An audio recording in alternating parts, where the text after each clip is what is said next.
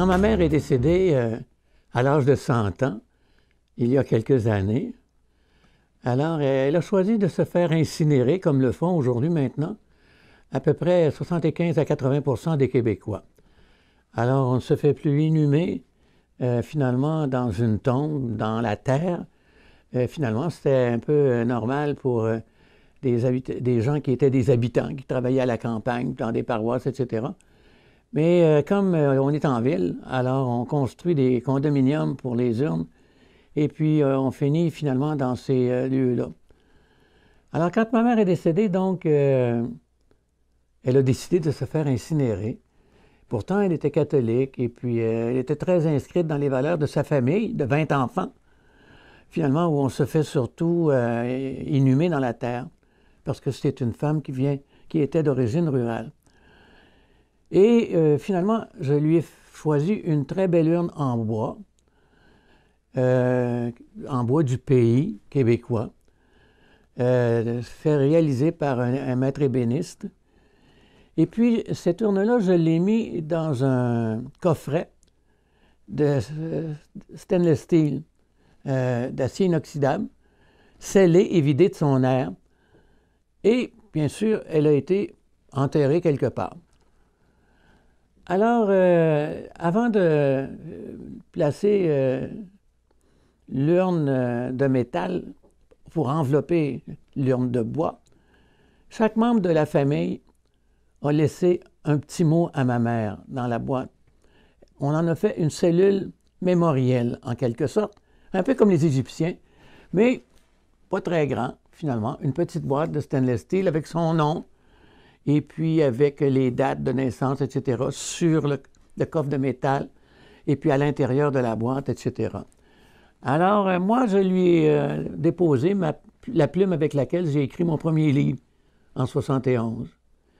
Ma compagne, comme ma mère avait été une institutrice de rang et de village pendant 10 ans, elle lui a remis une copie du livre de Gabriel Leroy, dédicacé dans son urne.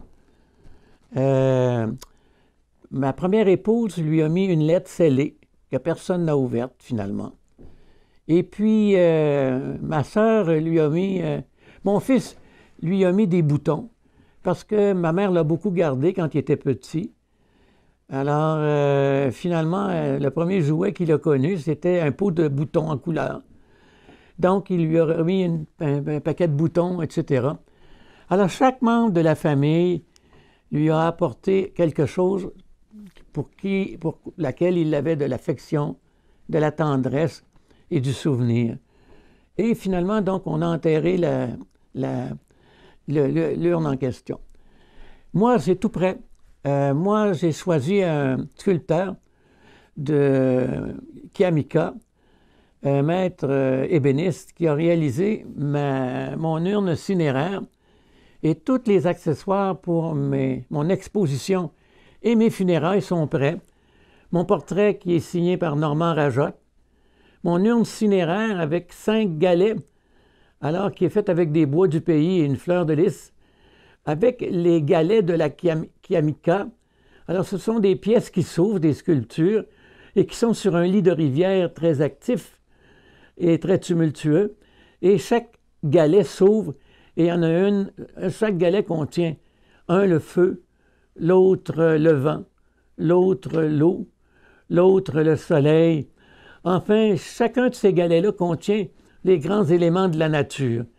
Et finalement, c'est tout ça qui va composer ma présentation. J'ai même écrit mes discours de remerciement pour la circonstance. Je suis prêt, mais à 80 ans, il ne faut pas espérer l'impossible, là. C'est qu'on est à la porte d'entrée du paradis, finalement. Alors voilà ma proposition, voilà mon examen, voilà ma réflexion sur l'urne cinéraire. Et bien sûr, dans la présentation des accessoires de mon installation funéraire, il y a un beau drapeau du Québec. Toute ma vie, j'ai travaillé pour le Québec en matière de patrimoine pour essayer de révéler à nos concitoyens qu'on avait une culture, un héritage, une maison des transports. On a réinventé ce pays-là. Alors, je verrais mal qu'on ne place pas à côté de mon installation un beau drapeau du Québec. Alors voilà la composition de mon décor de circonstances.